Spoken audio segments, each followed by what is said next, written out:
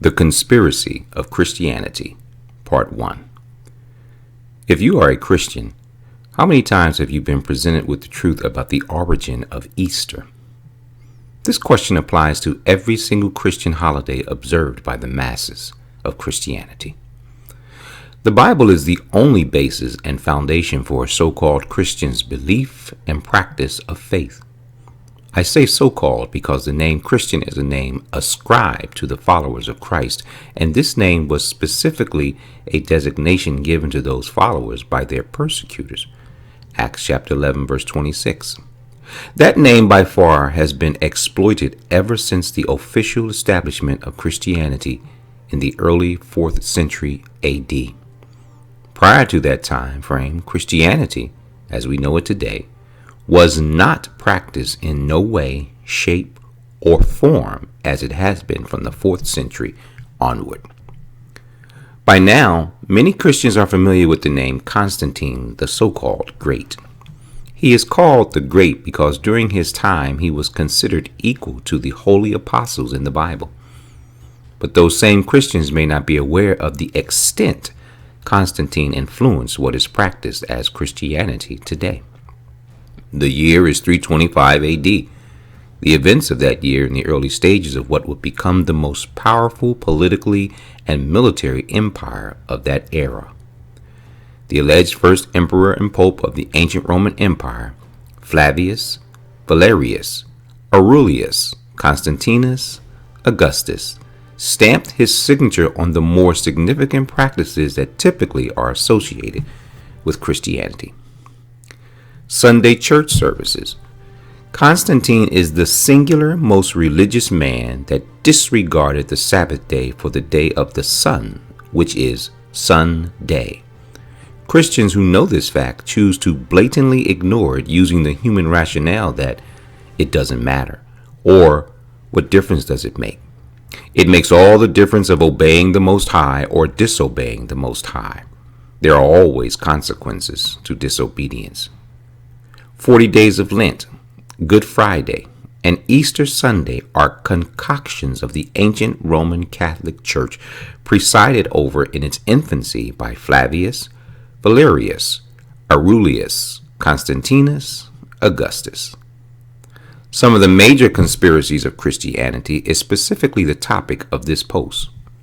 But study into the religious part of the ancient Roman Empire beginning with 200 AD through 800 AD, and you will find paganism mixed heavily with the scriptures to form what is known as Christianity. The scriptures plainly warn us, "Let both grow together until the harvest. And in the time of the harvest I will say to the reapers, Gather ye together first the tares, and bind them in bundles to burn them, but gather the wheat into my barn." Matthew chapter 13 and verse 30, the Gospel of Matthew. Christianity is wheat mixed with tares. You see, Christianity is its own religion masked behind the Bible. Small pockets of Christianity allegedly represent the message of the Bible. But pagan practices within Christianity are so ingrained in the mind of Christians that it takes the Ruach HaKodesh to break the chains of religious brainwashing.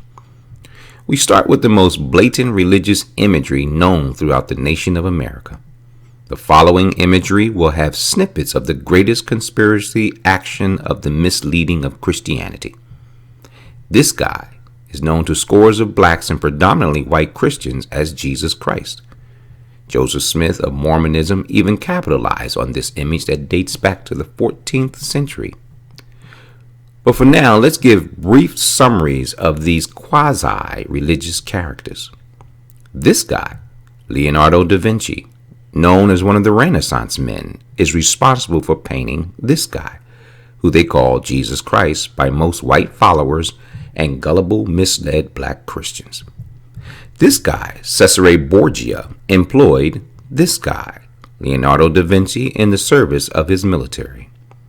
While da Vinci was not a military man, his abilities and knowledge was used by Cesare Borgia, Duke of Valentinos, as strategy to build and secure Caesare's rise to the papacy.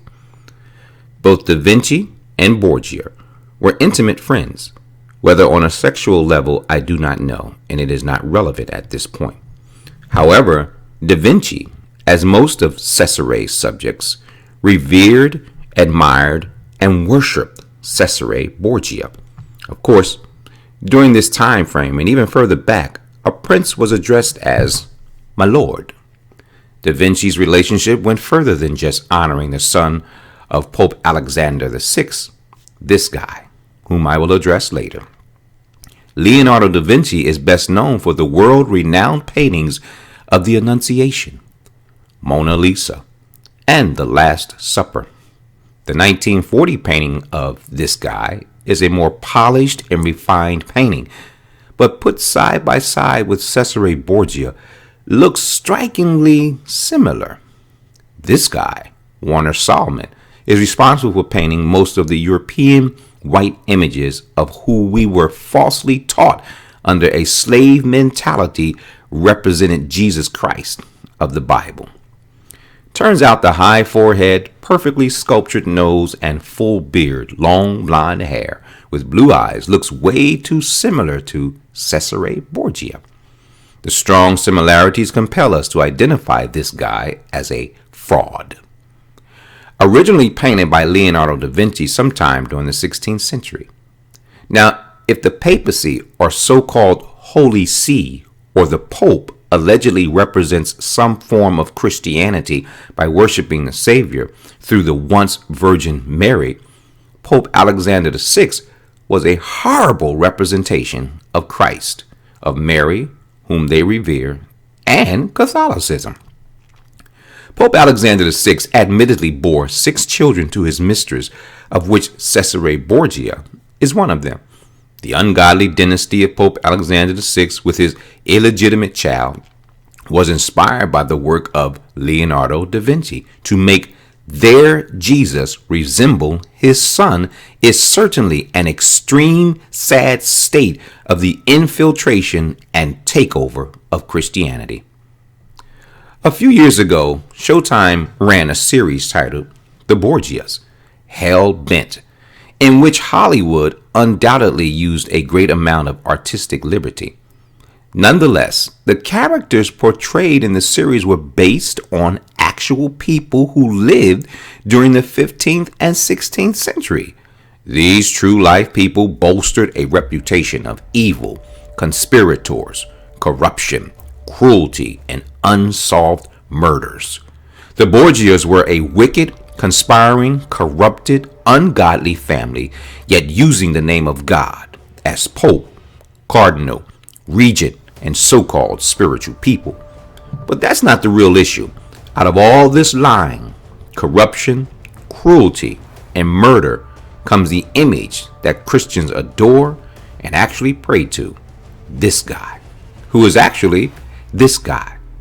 To recap, this guy, Pope Alexander VI, who admittedly bore 6 children to his mistress, one of which was this guy, Cesare Borgia, Duke and Cardinal, who employed this guy, Leonardo da Vinci, the famous Italian painter of the Renaissance era, who painted this guy that people falsely call by the name Jesus Christ, who centuries later was refined by the modern artist Warner Salmon in 1940.